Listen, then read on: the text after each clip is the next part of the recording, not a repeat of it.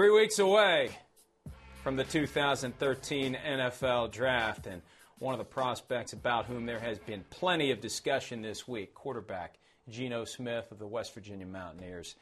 Joining us now to help us figure out what's going on with Geno and whatever else comes up during the discussion. Great thing about this next guest, I could ask him about any guy out there. I could ask him about some guy from a Division III school who's in the draft pool, and he'd be able to give me the full breakdown. Here he is now, Corey Chavis, former NFL safety and now the proprietor of DraftNasty.com. Corey, how are you, buddy?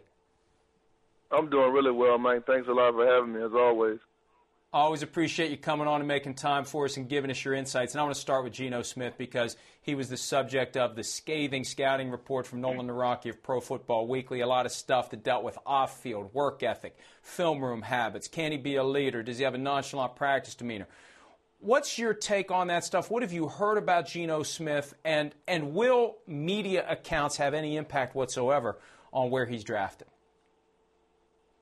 Well, I mean, I think it can affect it. I think, obviously, Nolan is very well respected, and as is his publication, Pro Football Weekly, and, kind of carrying on that tradition of Joel Bushbaum left. And I think that, he's done a fabulous job of continuing to keep the folklore of what they established going. And I think any of those things are obviously a factor, I think, because a lot of people are listening, especially this time of the year. I think that the one thing that to keep in perspective, though, I'm sure there are a lot of other quarterbacks. I mean, you go down, I'm sure Brad Sorensen, you're talking about some of those other guys from Southern Utah and Graham Wilbert from Florida Atlantic. Those guys are just trying to get drafted. So just to be getting talked about, period, at this point, I mean, good or bad, negatively or positively, is better than a lot of other guys' situations. Well, what have you heard specifically about Geno Smith's work ethic, his dedication to the film room? Because it was some pretty strong stuff suggesting the guy just doesn't put in the time and needs to be coddled and catered to. What have you heard about Geno Smith on that point? The people I've talked to haven't really ever alluded to that at all. I mean, that's never really been the concern. But again, I mean, he may be talking to, or they may be getting sources or talking to teams that, have a totally different opinion about it. I think ultimately some of the stuff about getting frustrated during the games and things of that nature, I mean, I think some of those things are valid and that you've seen them at times. But I think all quarterbacks, anytime they start off at the level of success he had early in the year, if it falls off a little bit in the middle of the season, you're going to get frustrated. And those emotions will vary during the course of the game. I mean, think about it. Even the Texas game where he played extremely well and they ended up winning on the road, he got frustrated in that game. And I was on the field and even some of his teammates having to get him under control at times. But that can be attributed to competitiveness and then also just wanting to win as well. And I know there's often a disconnect between how one person sees the entire draft pool, and you've got an extensive top-to-bottom listing at DraftNasty.com of how you rank the players, and then how the teams actually view the players, factoring in needs like the quarterback position and the reality that you either have a franchise quarterback or you don't. That said, you've got Geno Smith down near number 30 on your big board. How high do you think he could go, and how surprised will you be if he does go, let's say, as high as top 5?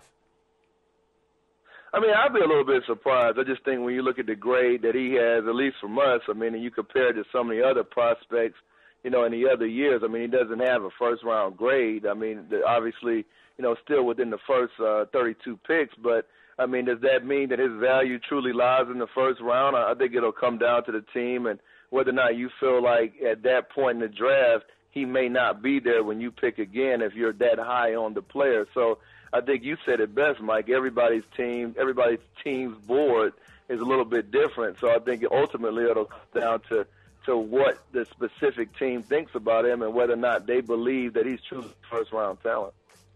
And, Corey, I may be more fascinated by the second page of your big board than the first page because you got to go way down on page 2 to find Matt Barkley at number 71. Now, there have been reports he's going to work out for the Bills, for the Cardinals.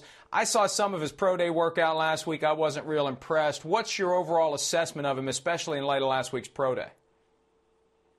Well, I don't think the pro day really had much to do with it, at least from our estimations. I think, what he did at the pro day I don't think would really affect, most teams if they liked him.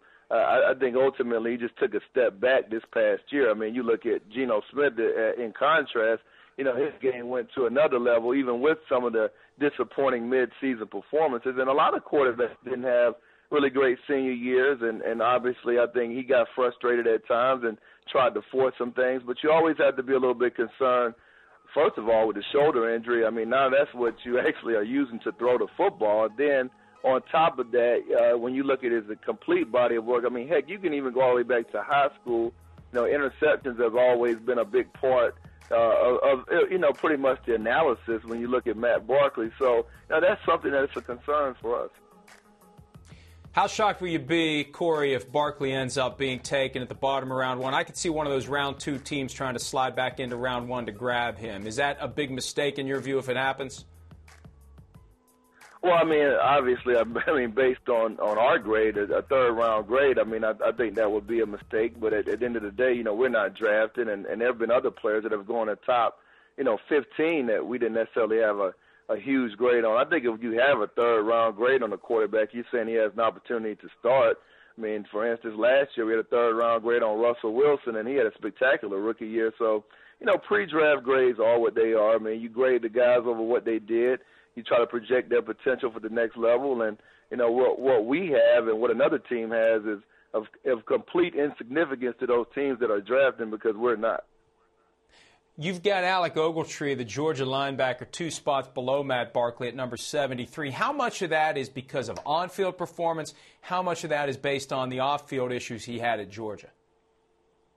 I would say probably about 95% of it would be you have to factor in the off-the-field stuff, but I think ultimately, this is a guy who's pretty raw at linebacker. Now, I know he had a lot of double-digit tackle games, but when you look at him, the footwork was the biggest weakness for us with him. Arcs a lot of his angles in pursuit. And sometimes he'll play behind the ball. You know he has the safety experience, and that helps in coverage.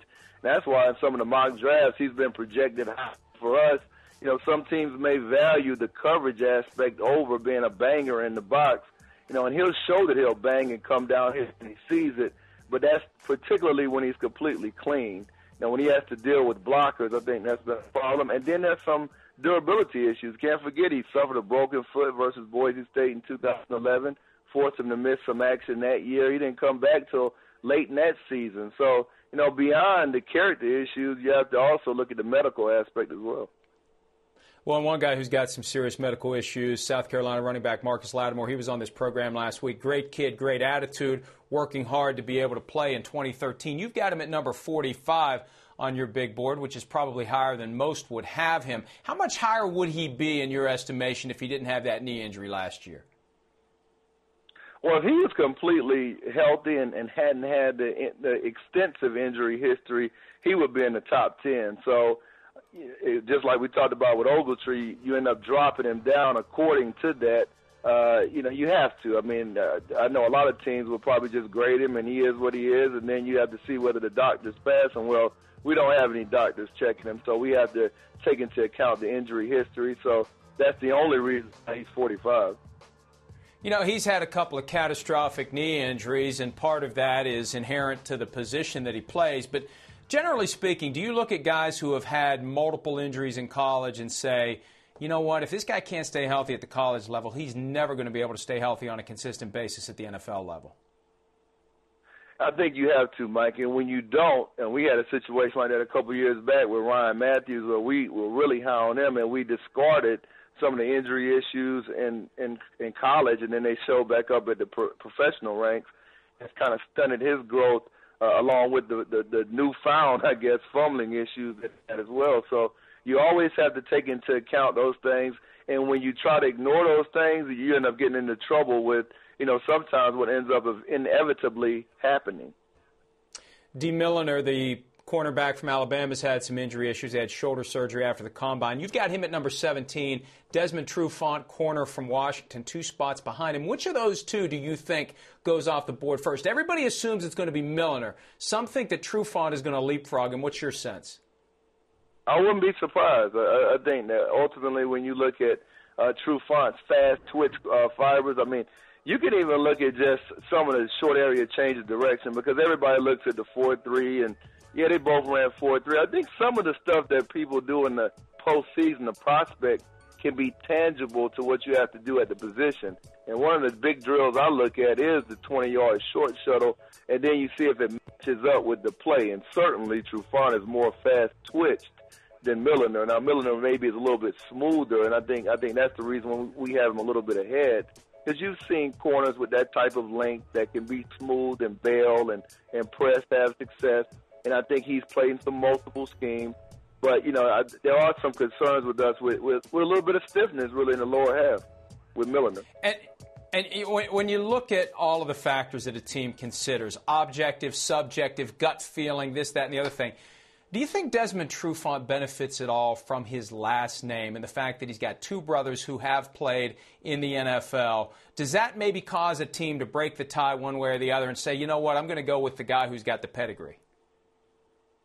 Certainly. I mean, I know it helped when I came out because my uncle played in the NFL and played for 14 years and, had a much better NFL career than I had. And, I would have liked to have had as good of a career as he had. But, I think ultimately when you look at Desmond, the fact that his brothers have both played in the NFL with some success, I definitely think NFL bloodlines do help. Well, Corey, don't sell yourself short. You had a pretty good NFL career, and you're one of the few former players who has become one of the leading experts on the NFL draft. And as always, we appreciate your time. We hope to talk to you again soon. Oh, definitely, Mike. Keep up the great work as always, man. All right, you too, buddy. Corey Chavis, DraftNasty.com. Check it out. Check out that big board. Fascinating to see how a guy who played the game for a long time, and what a humble guy. He had a great NFL career, played for several different teams, played at a high level, and was a very effective member of the secondary for several teams, but very effective member of the NFL draft community. Always appreciate talking to him. When we come back, first time ever, West Virginia Mountaineer. I should have wore one of my West Virginia shirts. I got 3 of them. They're all in the wash. Tony Caridi joins us to talk Geno Smith. We'll probably ask him a few other West Virginia football player-related questions. We'll talk to Tony after the break. This is PFT Live.